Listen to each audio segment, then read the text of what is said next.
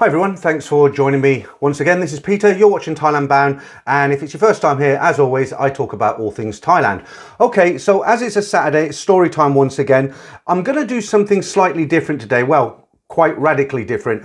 As you know, on a Saturday, I normally read out viewers' stories, so people send me in stories, I read them out just as they write them. I had somebody in the week who watched some of my very old videos where I didn't used to read them from a script. They were in my memory. You know, I know sort of 4 or 5 stories that I've actually witnessed myself. And when I started the channel, I told these stories and I just told them as I remember them. I wasn't reading them.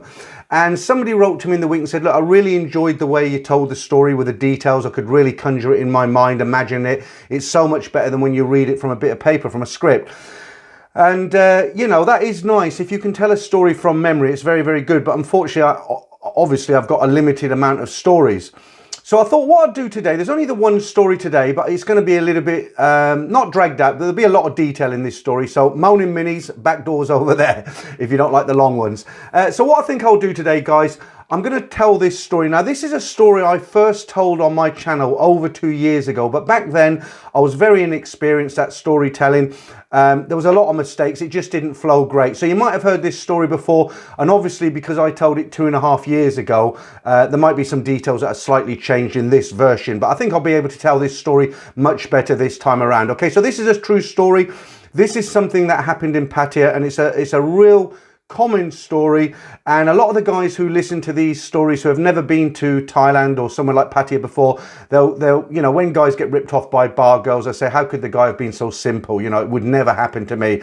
And when you listen to this story, this will give you a clue how somebody can get dragged in who isn't necessarily a stupid person, but they can get tricked into a certain situation, and it can end in a very bad way. Okay, so I'm just going to tell this story from memory again, and let's see how we get on with this. And you can let me know in the comments whether you preferred stories to be told like this, or you want me to go back to reading them again. Because if you like the stories to come out this way, maybe I'll read one at a time each week and try and remember it. Difficult at my age, but we'll see. We'll see how this one comes across first. All right. สวัสดีค่ะ So let's begin. So I've got to give you a little bit of background on the 2 people involved. The first guy, we'll call him Tom for the sake of the story. He's an English guy. Let me set the background for this guy so you can kind of get a picture of this guy in your mind. So at the time, this story goes back about 27 years. So it's not something that happened recently.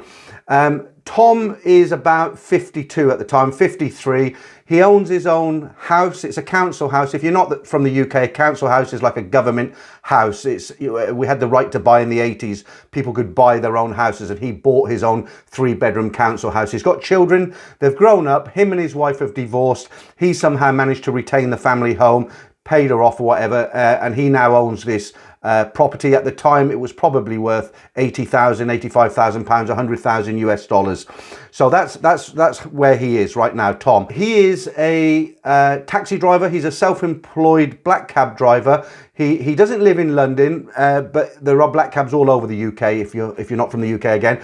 So he's a black cab driver. He's classed as self-employed. So it's a very good, it's unsociable hours driving a taxi, but it's a very well paid job. It can be if you're in the right place at the right time. Now these guys, October, November, December, they make a lot of money. It goes quiet January, February, why you'll find a lot of taxi drivers in Pattaya in January and February. But he was making very good money. Now remember, he had no rent, he had no mortgage, minimal bills, and he obviously he was single by now. Okay, now we're not going to get into the girl story just yet because that happens in Thailand. A little bit more background on Tom. So Tom can come and go as he pleases. The good thing about being self-employed as a taxi driver, you can, as long as you give them notice and say, look, I'm going away for a week, a month, whatever, then they'll let you go and there's always a job to come back to. So by this time, Tom was getting fed up of the kind of social scene in the UK, which isn't anything exciting. You know, you've got your local pubs and social clubs, absolutely boring. And he was kind of thinking about maybe finding another girlfriend.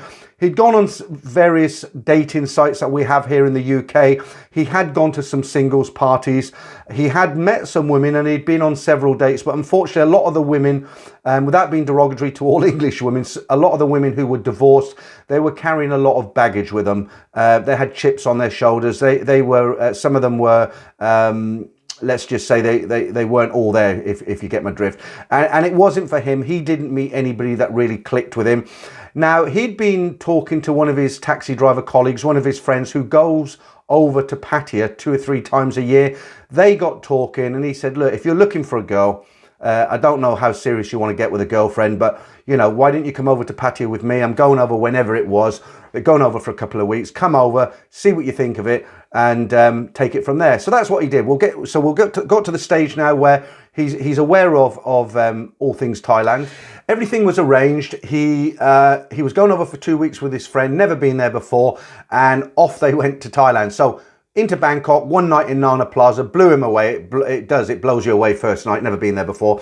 Goes down to Pattaya with his friend, checks into a cheap hotel along the beach road somewhere, and goes out with his friend. And I won't go into the real details about what he found in the bars, but you know what it's like, guys. First night in a place like Pattaya, you're just blown away. You feel like a kid in a candy shop. You know, there's thousands of girls screaming and shouting.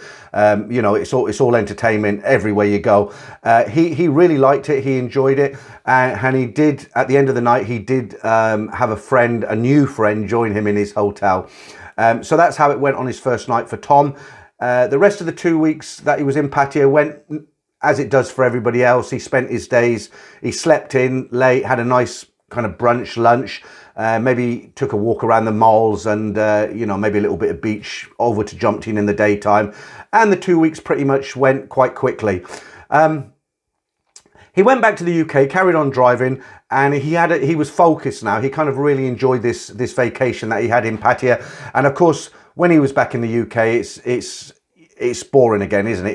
He puts a lot of hours into his taxi driving.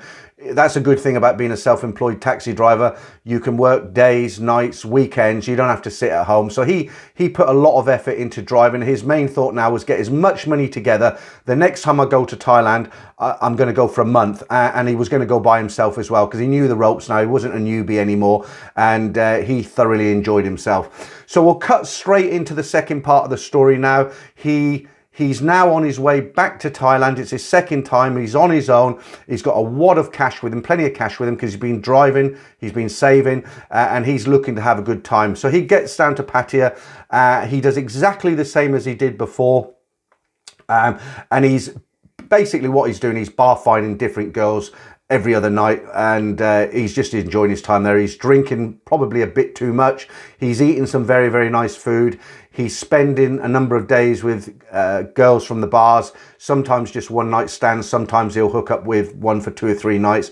He's really enjoying himself. So he does that, he goes back to the UK, and he does exactly the same thing again several months later, back to Pattaya, exactly the same thing. This goes on for about 4 or 5 trips.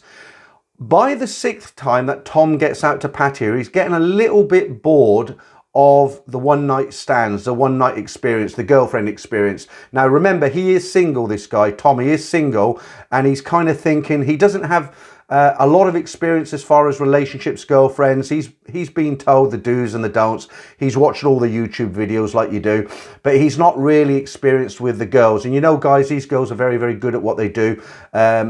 You know, they know what buttons to press and what levers to pull. They know how to get inside somebody's mind to say the right things.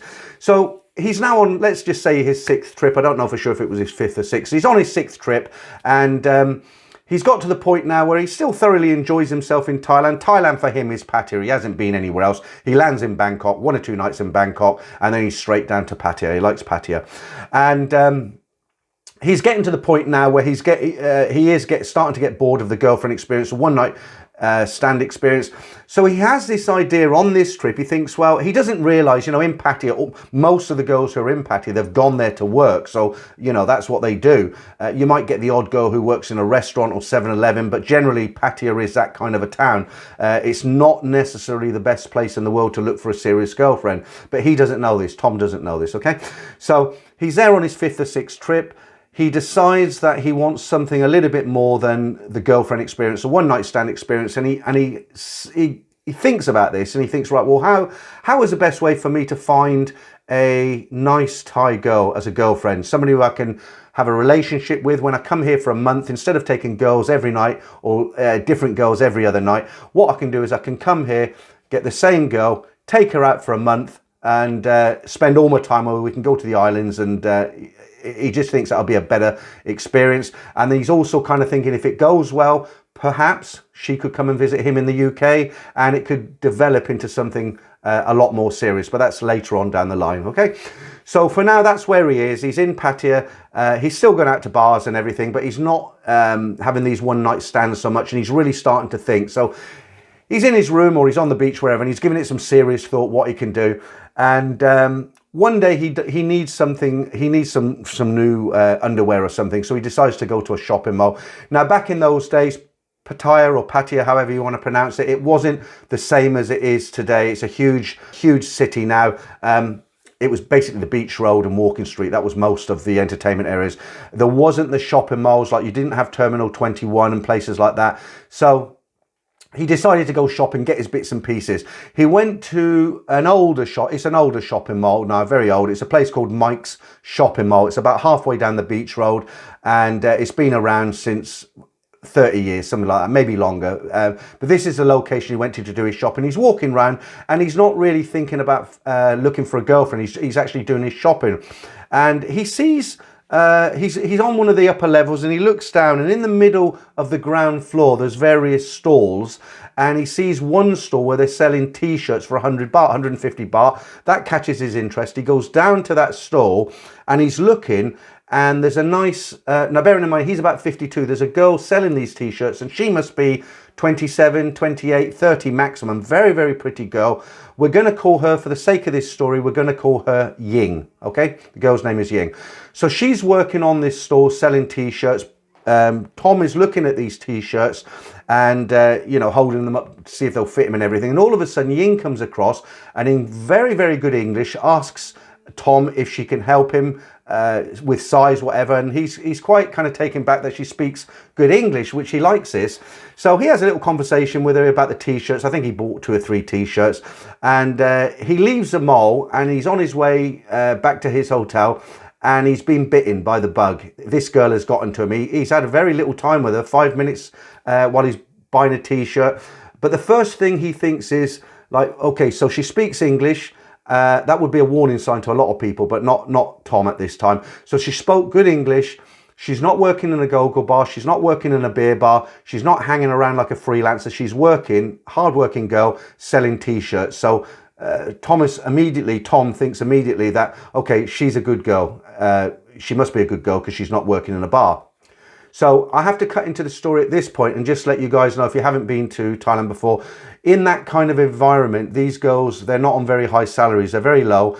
And some of the girls that work in shops, even university students, sometimes what they'll do to increase their income, so they'll have a job where they work in a shop or whatever it is they do, regular job, and then to make extra money, they might go out and work part-time in the evening, if that makes sense. Okay, so we haven't got to that stage yet. I'm just letting you know that. Right, so Thomas met Ying. Ying doesn't yet know that Tom is interested in her. Tom goes away, thinks about her, and he thinks, right, well, I'm going to play it real cool. I'm going to go back and try and ask her out. I'll talk to her and get the vibes, and if it all goes well, I'll ask her out for dinner. And his plan was to go back there the following day with some excuse about the t-shirt was a bit small, and that's what he do. So he goes back to his hotel, and he can't wait. He should have waited till tomorrow, but he can't wait. He's thinking about, he can't stop thinking about Ying, and he decides to head back to Mike's Shopping Mall and chat her up, basically, just see what kind of vibes he gets from her. Goes back in, starts talking. She smiles, nice to see you again, usual sort of thing. And they start talking. They get on quite well. And Tom, in the end, he said to her, he knows her name is Ying now. He says, Ying, what time do you finish work? It's not her business. She works for somebody. Basically, her boss picks her up in the morning, drops her there, gives her orders what she has to do in the day. End of the day, she covers all the shoes, and then she can go home, or her boss picks her up. So he said to her, what time do you finish tonight? And now, as it happened, she finished at 8. Mike's Shopping Mall stayed open later. She finished at 8. She put the covers over the shoes and deposited the money somewhere. Those details aren't important. But what is important is Mike had gone back and he'd asked her, what time do you finish? She said about 8 o'clock. Would you like to come and have a meal with me? Would you like to come and eat something? Ying, straight away, yeah, lovely. I'd like to come and have a meal with you. And that's what happened. So Tom went off, took a shower, made himself look nice, and went back to pick up Ying at 8 o'clock, and they went off and they had a nice meal together, and it was quite enjoyable. He had a good time. No funny business. He didn't ask her to come back to the hotel, anything like that. They just went for a meal, got to know each other. Ying told a story about her life to Tom. Tom told Ying where he was from, how many times he'd been to Thailand, what his intentions were. But it was like a real date for Tom. So it went quite well. End of the night, they said their goodbyes. She jumped on the back of a motorbike and off she went, and he went back to his hotel thrilled to bits. So obviously, it all went well for Tom now, and he's thinking, okay, this is it for me now. This girl is fantastic. I really, really like her. I know she's not working in a bar. She's a straight girl. You know, I think I found the diamond in the rough, as it were. I'm going to really try and hook up with this girl full time. I don't know if he'd arranged to meet her the next day, or he went back to Mike's shopping mall and just chatted her up again, but he did go back. And one thing led to the other. Ying was very happy with Tom, and she decided that she would be able to keep him company. But obviously with work, it was a little bit restricted, and she could only get away at certain times. But when she could get away, she had days off, she had evenings off. They basically became an item. They spent all their time together. And, you know, Tom tried to eventually get her back to the hotel. That wasn't easy. We'll get into that a bit later on. But yeah, they became an item. Eventually, the month that Tom had booked to stay in Pattaya came to the end. By this time, he was very, very close to Ying. Ying had ticked all the boxes, nothing to make him suspicious, anything like that. And he said, look, you know, I'm going back. I really want to keep in touch with you. I'll try and get over as soon as I can to get back. Ying was like, yeah, I like you as well, Tom. You know, I now consider like I mean, obviously her English wasn't this good, but for the sake of the story, she was saying to Tom, look, you know, I like you. I'm now considering that you are my boyfriend. I'm not going to go out with anybody else. I'm just waiting for you to come back and see me again. And Tom was thrilled to bits, went back to the UK, did what they always do. She didn't ask him for any money, anything like that, but he sent her a little bit of cash over. He wanted to send the money over. It wasn't that she asked for a salary or she was looking for a sponsor. She didn't ask for anything, but Tom now kind of thought of her as his girlfriend. He knew she was on very, very low money. They discussed all that, and he'd send her not a lot of money, maybe 1,500 baht a week, which is about £30, 35 US dollars a week. And it actually, when he sent that money, it actually made him feel good. So in those days, it was mainly Skype. You didn't have WhatsApp and Line and everything like you do today. So he'd be on Skype every day, and he'd be talking to her. It took up a lot of his free time, and she'd be in her room in Pattaya talking to him. So let's accelerate the story now. Let's take it into the next level. So it gets to the point where Tom is now ready to head back to Thailand. He's saved up a lot of money again. He's told Ying he's coming back. She's thrilled to bits. She actually goes up to Bangkok airport. In those days, it was the old airport, not the new airport, the Don Muang airport. She went up to that airport, met him. I guess Ying was thinking, you know, meet him when he comes off the aircraft, just in case he gets diverted and it doesn't turn up. But that's what she did. She went up to Bangkok, met him. They went straight down to Pattaya that day, no staying overnight in Bangkok. And they started where they left off. And same thing as the last time. He spent all his time with Ying. Ying now, what she hadn't told Tom was the second time he went back on the trip to meet Ying, she now wasn't working. Tom asked her why she wasn't working in Mike's shopping mall anymore.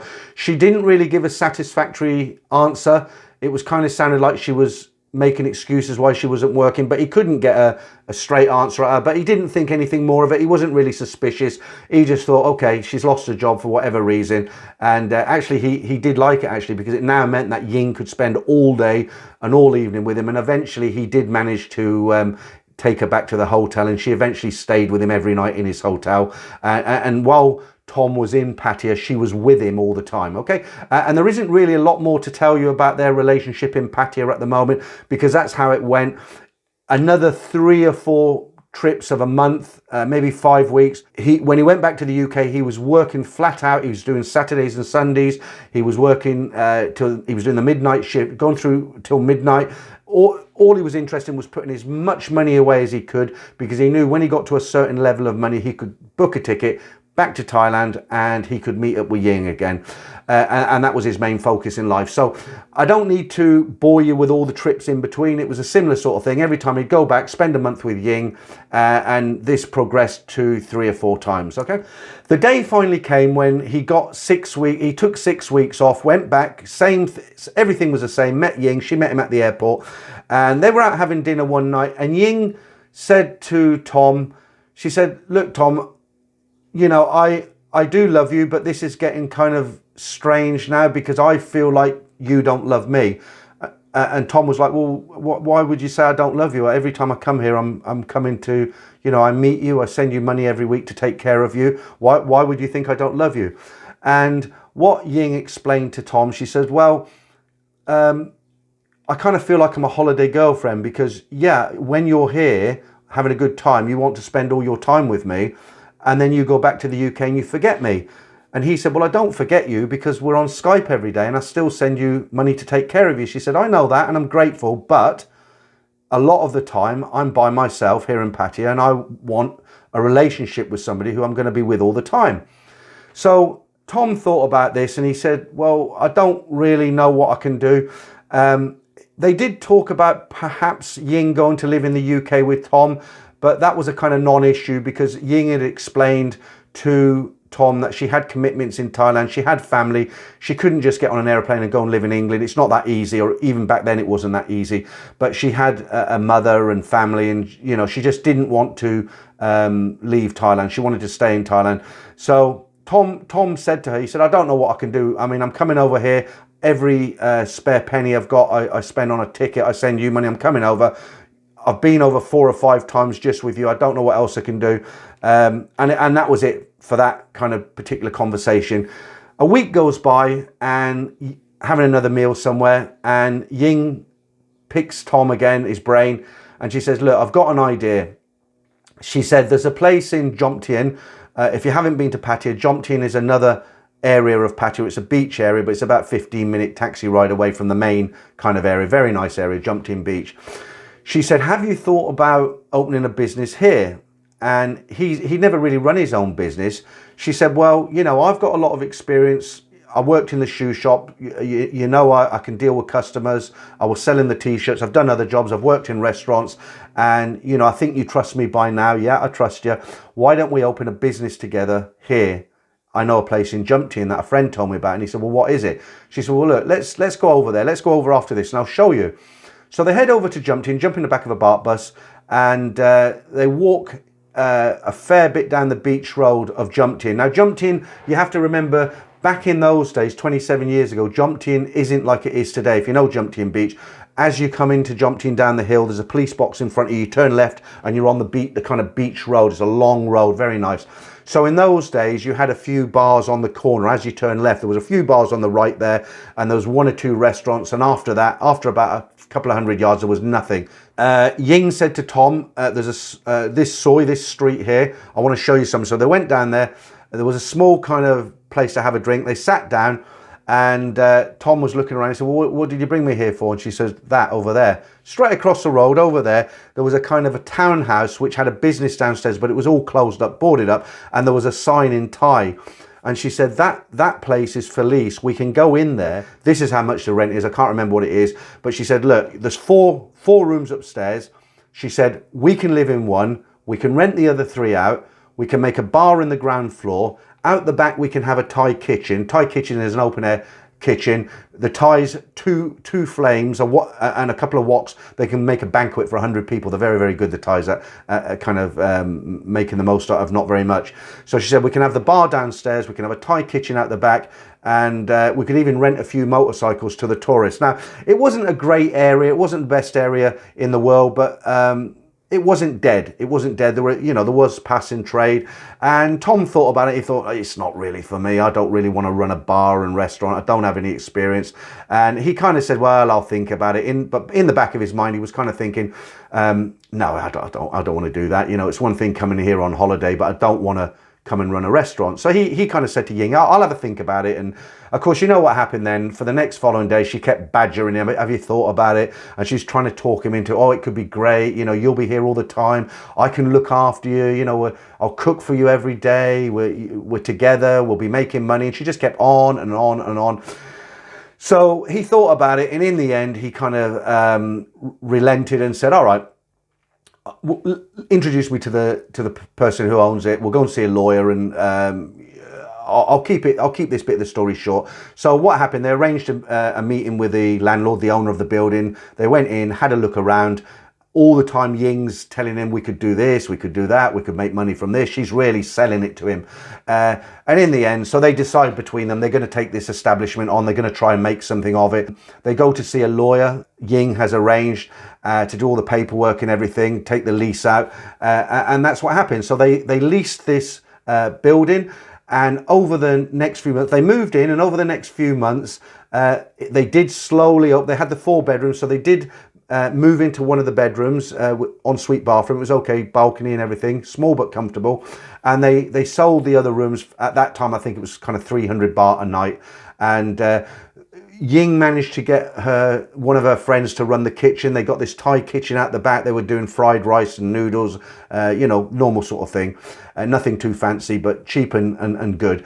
They opened the bar downstairs, and really slowly, they weren't going to be rich, but it was starting to work. So they had the bar open now that got customers. It was open from back then 10 o'clock in the morning, I think they opened, and it stayed open till around midnight, 1 o'clock if they had a few customers in. And they also had the kitchen in the back that stayed open. So you'd get couples come in, they'd have a couple of drinks, plate of fried rice, and this went on throughout the day. And because it was 7 days a week, long hours, though the money was small, it trickled in, and it became okay. I think eventually also they bought half a dozen Honda Clicks, Honda Vibes, those sort of bikes, the older ones. They rent them out probably 100 baht a day, something like that back then, 50 baht a day, I don't know. And it was starting to go well. So they'd been in there for about 3 months. Tom had to go back to the UK a couple of times after that because he had to tie up his loose ends. Something I missed out of the story. In order for Tom to finance this place, he'd had to sell his house. That was part of the story. I kind of missed out, a big important part of the story. So Tom had gone back, he'd sold his house, he was staying with his brother. The money he'd sent over, and he'd invested in this kind of restaurant come bar come hotel, whatever you want to call it, and it was up and running, and him and Ying were running it, and it was fairly successful after 3 months. Tom had to go back to the UK now to tie up some loose ends. He was a bit worried. He said, Ying, I've got to get back to the UK. I haven't tied all the loose ends up, but the thing is, I don't really want to leave you here alone because it's a lot of work. There's a lot of lifting. I don't think you could handle it by yourself. What do you think? And she said, oh, it's not a problem because I told you I've got a brother up in, she came from a small village about 15 kilometers southwest of Khon Kaen, which is a major city in Isan. She was in a small, kind of real small kind of hamlet village. And she said, it's not going to be a problem because my brother, who's older than me, he can come down. We can give him one of the rooms. And if needed, he can bring his friend, his cousin, whatever. And the two of them can come down.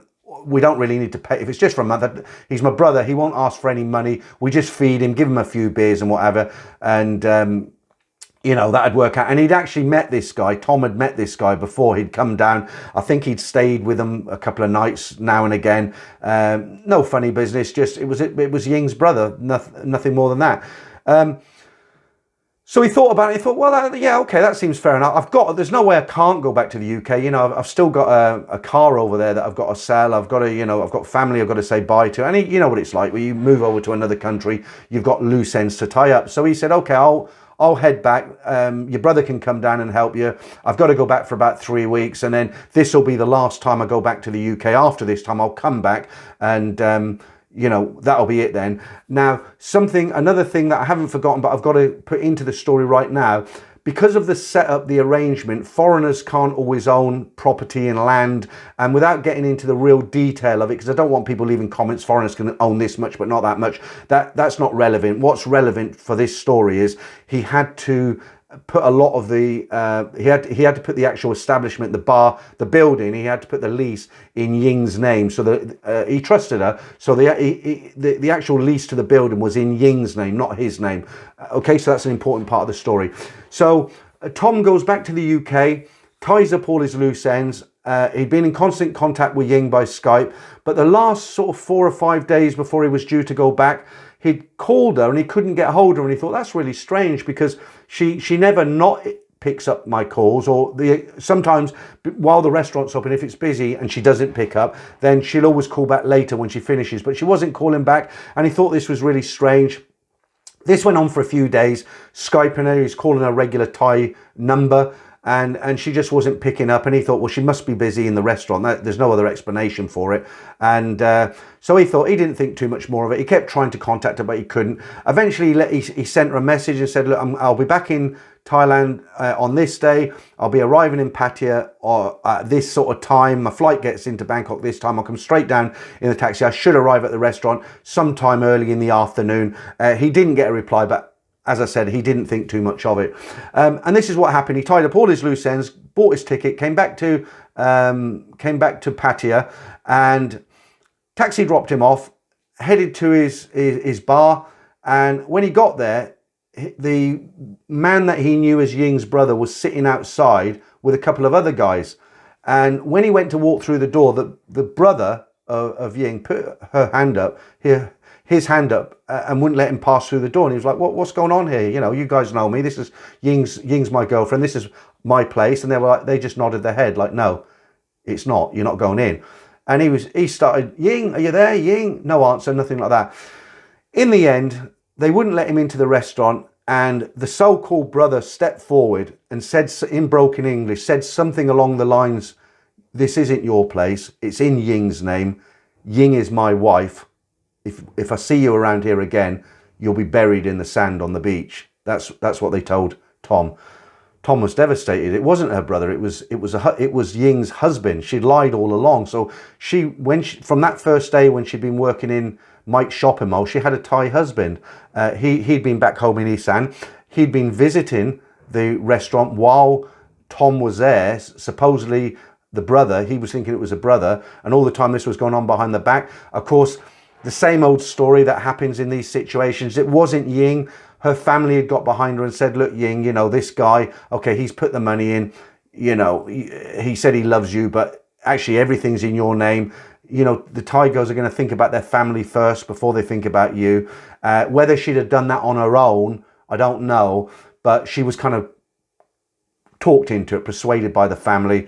Ying couldn't face Tom and tell him to his face. So they basically said, look, you just get out of here. We know he's coming back. We'll wait for him. We'll tell him straight. They put the fear of God into him, and he knew that was it. Game up. Now, Tom had invested everything. The car that he had back home, it wasn't worth a lot of money. And what he got for it was basically paid for his ticket. A few extra pounds left over, but not a lot. Now, I knew Tom. He didn't tell me I knew about the restaurant and the bar. He didn't confide in me and tell me this. He wasn't a close friend, but he was a friend. And I knew everything that was going on, but he never came to me and told me what had happened. But what Tom did do, he checked into a hotel back in central Pattaya again. He checked into a hotel and bought himself a bottle of Black Cat whiskey, which was the kind of whiskey everyone drank back then. Checked in, he drank half a bottle of whiskey and he jumped off his balcony. Now, unfortunately, that's how it goes for some guys. They meet the girl of their dreams in Pattaya, they send their money over, they open a business, something happens like it happened to Tom.